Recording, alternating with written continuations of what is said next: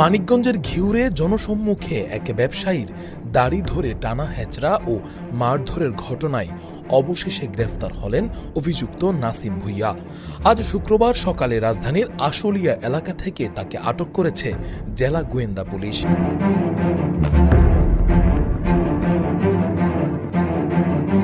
ঘিওর উপজেলার সদর এলাকার মোশাররফ হোসেন ওরফে বাচ্চু মিয়ার ছেলে নাসিম ভুঁইয়া গত সোমবার রাত ৯টার দিকে ঘিওরের থানা রোডে অবস্থিত মানিক কম্পিউটার অ্যান্ড ট্রেনিং সেন্টারে ঢুকে প্রতিষ্ঠানটির মালিক আলী আজম মানিককে অকথ্য ভাষায় গালিগালাজ করেন। এরপর তিনি হঠাৎ করে দাড়ি ধরে টানা হেঁচড়া শুরু করেন এবং শারীরিকভাবে লাঞ্ছিত করেন। পুরো ঘটনাটি দোকানের সিসিটিভি ক্যামেরায় ধরা পড়ে, যা দ্রুত সামাজিক যোগাযোগ মাধ্যমে ছড়িয়ে পড়ে।